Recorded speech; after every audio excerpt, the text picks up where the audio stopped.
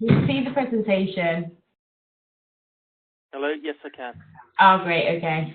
Yeah, we're doing 6.4 risk management. First of all, I've just brought up Bloom's taxonomy, because obviously, I don't know, like, patronise you in any way, but it's just got the different things, because obviously when other people listen to it, it's got like apply, analyse, evaluate, it's just got a little justification, you know, at the side in case the learning outcomes are using different terminology. Fine. So just thought I'd put that up. The aim is to understand how business risk is managed, and the first learning outcome is analyse the main drivers of business risk. So I've put the drivers into headings. So basically, you've got the strategic, can't get my words out today, sorry, operational, financial, compliance, and environmental. So obviously, we've got different drivers from different domains. So we firstly go to the strategic. So on this one, obviously you can read the slide. It's a process formed by management for identifying, assessing, managing risks and uncertainties affected by internal and external environment, which may affect the organisation's ability to achieve its objectives. So within this, you could talk about the management styles, whether the management is like from the top to down, so therefore they don't really know what's happening on the shop floor. Is there any barriers with that? Have you identified any issues where it could be placed in that domain? Yep. Yeah, do you understand that one? So basically, at a level 7, because it's a level 7, you need to link theory into that. So, I mean, there's lots of manager theories to back up exactly what you're saying with the references. Yeah.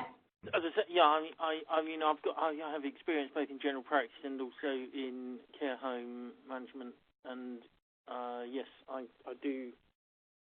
So yeah, because you might say that you've witnessed that within managers, that's the way that it happened within that organisation. So you might write a paragraph because you feel it's actually come from there.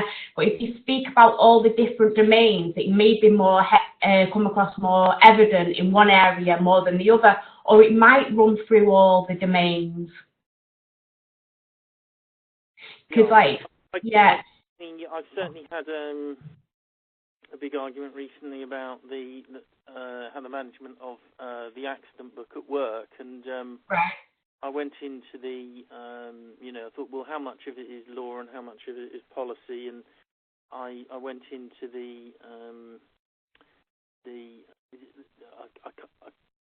my brain's not working very well this morning. It's something like the Social Care Act or something like this, which is a funny kind of law to be stating accident books, but in fact it doesn't say that an accident book is a law, or it does accept even a verbal handover. Of course, it's true that many companies do fire instantly anyone who doesn't complete the accident book within 24 hours, but that's not a term of law, is it? It's a term of policy. No, but yeah, it is. Well, law, legislation, and then policies in your practice. So it would come down to a safeguarding concern, because if you didn't, it could go under another legislation, even though the initial thing wasn't that. So, for example, if it's in your policy that you keep the accident book, it's also linked to safeguarding, because if anything happened to that individual and they was out of your care, when they was in your care, you had a duty of care to protect them. Well, yes, I completely agree, and also the need for adequate staff training, such as manual handling, regulations, MOHOR, and Section 9 of Health and Safety at Work. Yes, indeed. Yeah. Well, we'll go through all of them, because like you're coming up with different ideas, they can all fall into these domains, and it'll help you speak about each one, because you've got like 4 examples, which is great. So you've got like the operational risk arise from various operational and administrative procedures that business uses to implement its strategy. Operational risk is the prospect of loss resulting in adequate or failed procedures, like what you just said, systems or policies, which you've obviously just spoke about before, the accident book. But this has gone on to fraud, other criminal activity or events that disrupts the business process. So an example there could even be something as simple as, do you have cash in there? Do you have petty cash? If somebody takes that petty cash, then obviously it's a criminal offence.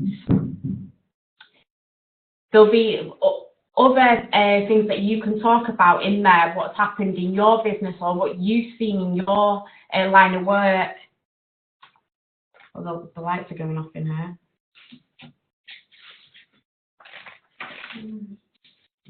Yes, I suppose fraud activities, you'd hope that wouldn't happen, but I think there's also a lot of, there's a lot of data protection law, isn't there? Because data protection isn't just subject to access requests.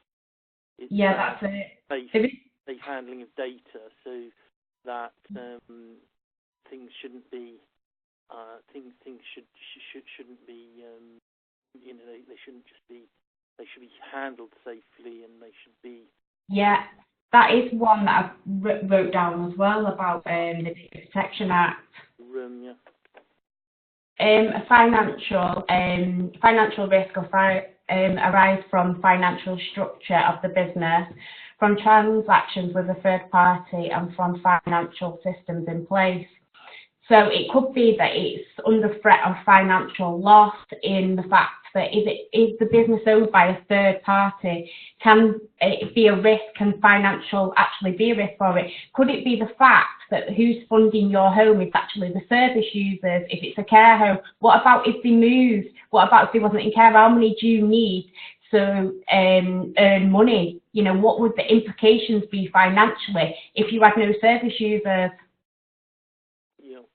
So that's that question. And then compliance.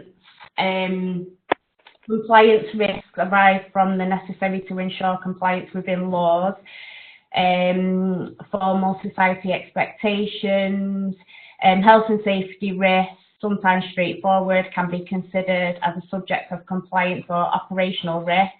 But in many industries, health and safety are key areas, like what you've just spoke about. So for an example, are staff adhering to policies? If they don't, are there any safeguarding concerns? Like you spoke about before about the accident book, what is potentially going to happen? It's them sort of questions that you need to be writing down.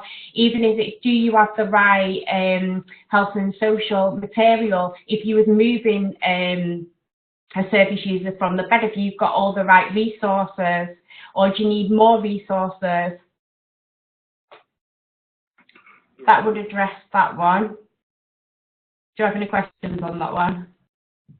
No, it was just, it's interesting to see that some aspects like health and safety are actually in more than one category at once.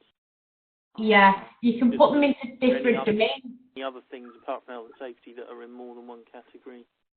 Yeah, or it's even like you can get, you can take one key area and you could link them through to show that even though it might be a financial thing, how even finance can link to policy, how finance can link to something being like compliance, how like one theme could run through all of them. You don't have to take different themes, but you can take different themes if you don't feel one theme fits, you know, to speak about. And then you've got environmental factors. Environmental risk can be relatively routine and covered under compliance, but in many businesses there are large major requiring separation consideration.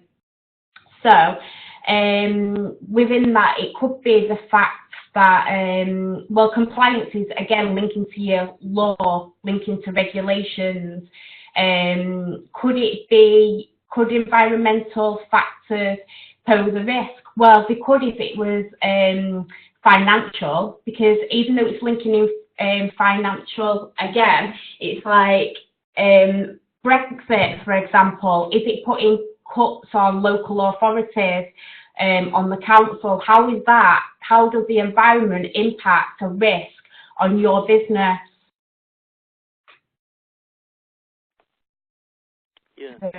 Yeah, so that's just more or less the questions that you need to be asking yourself and writing down to address that first learning outcome. I mean, we see things like the head of pharmaceutical development in Europe moving out of Britain because of Brexit. Yeah, well, that says it all. Yeah, that is just such a large business for the pharmaceutical companies. And when you really read into some of the readings, like GPs are getting paid for giving out medication, so it's like in their best interest to give it out from a business perspective, but how ethical is it to the patients that they're actually getting paid? And then there was the guy on the news who, did you hear about him, that he was saying that patients had breast cancer and they removed the breast and they actually didn't, he just wanted more money. Yes. So you can see how like corrupt it can be. The next learning outcome is 3.2. It says appraise the impact of different types of risks for a business organisation. So obviously we spoke about the different ones from like the operational, the financial, compliance and environmental. So link the findings to the company's reputation. If these went ahead, these risks, exactly what would happen in terms of the law, in terms of legislation, in terms of policy. So if it was identified that compliance was a factor, then what could happen to the business? Would it be that they'd be in breach of the law because there's certain people in breach of their own policies, and then the legislation which has actually been passed through the law? So it's just showing that you understand the impacts for the business, which in turn may affect a financial loss for the business or even the business's reputation. Just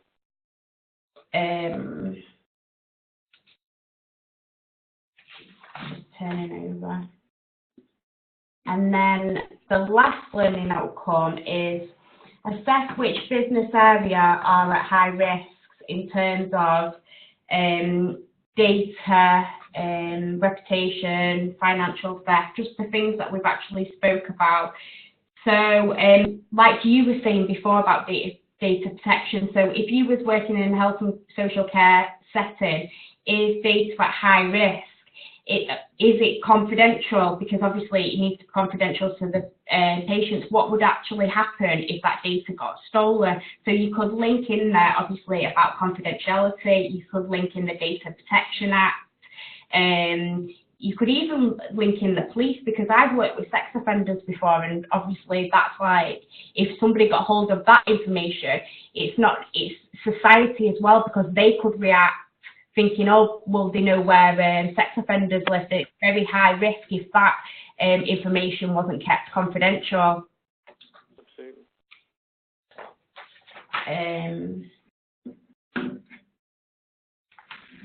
And then the next one is analyse risk management strategies. I've just gone right to the bottom.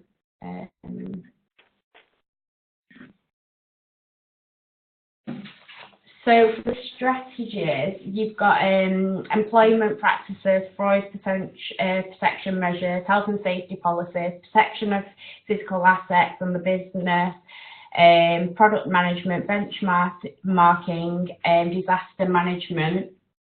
So within this, you need to talk about what is put in place within your business in terms of risk management, the strategies, what do they look like? So like your policies again, what measures, the security systems. So like if you're trying to keep something confidential, how are you actually doing that? What is put in place?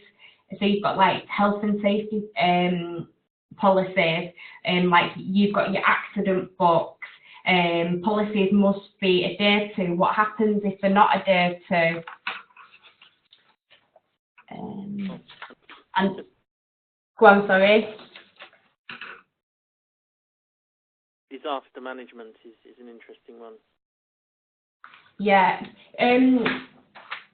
Yeah, it's like if you sort of like go on, sorry.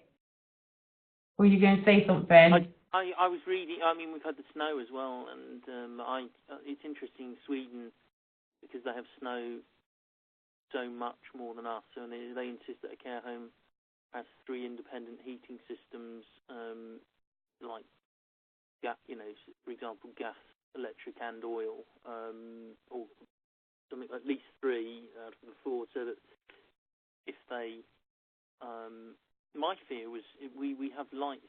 There are lights that go if there's a prolonged power cut.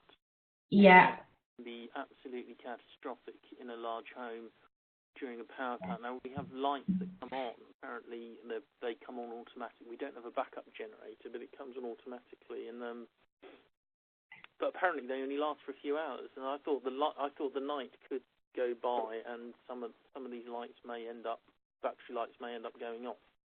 Yeah, but it'd be interesting to see like what the policy is with like the companies and like the gas and electric policy, because maybe if they go off after a couple of hours, as it's supposed to be that they're there within that time scale, maybe that's why they've only got that much backup.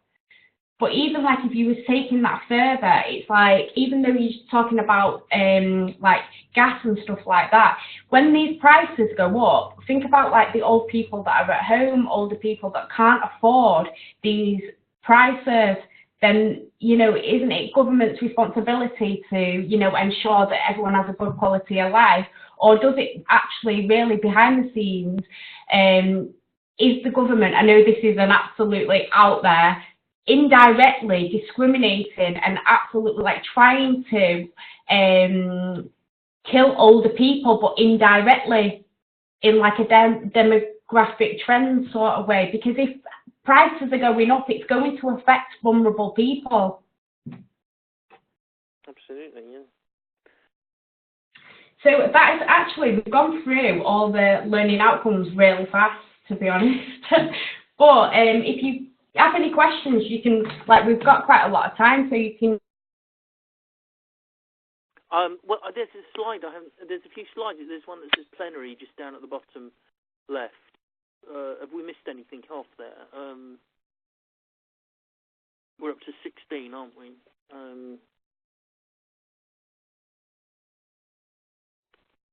Hello? Hello? Hello? Hello? I've lost.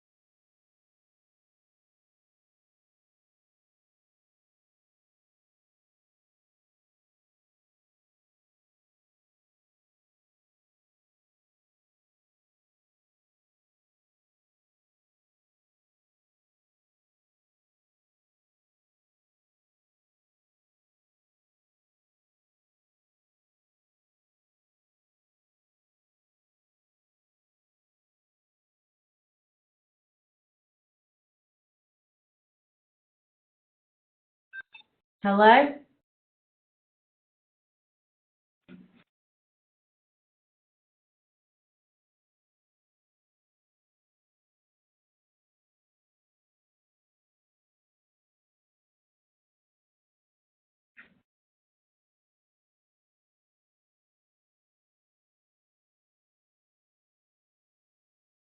Hello?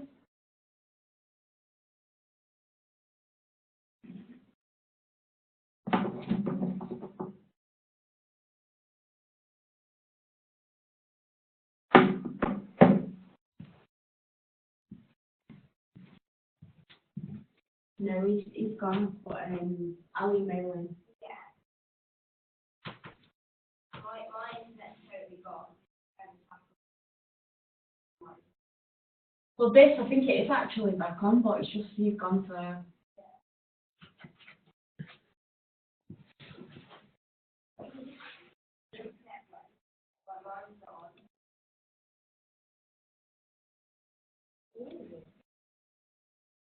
Yeah, this just went off.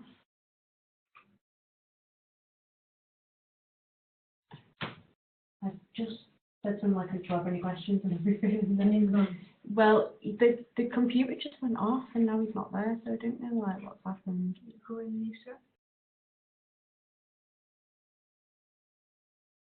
I hope that the first session was recorded. I'm not sure if it was. Go and check the recording. How do you do that? This is a recording.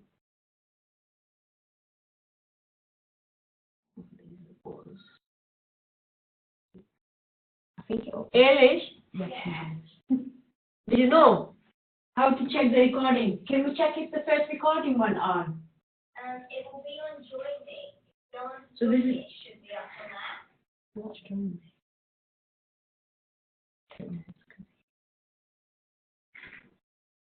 Can you help us? Yeah. Sorry. We don't really know what we're doing. I don't even know what quest on there. Raman's set me up, you see, so I don't really. Okay, so what you want to do is I tend to check online. So you'd go on to. Hopefully it did go up, but I'm just looking for. Okay, sorry. I bet Raman would put it on the card. I mean, you probably did, but we'll just double check anyway. It should be about 18 minutes, I'd say. Okay. Well, if it didn't go on, you probably will have to re-record it just to pop it up there. But I mean, the person who attended got it. Yeah, he did. If it's not on recording, just record another one quickly. We just go through your slides if that's all right. Yeah. I How fast does it upload to that after recording? think it's pretty quick. Yeah. Login. I'm not still on the card, are we? I don't think so. Do you turn it off? No. Try to go back on there in case he was still there. Oh, if it is, we'll just delete it. It's not going, is it recording? So, recordings, and then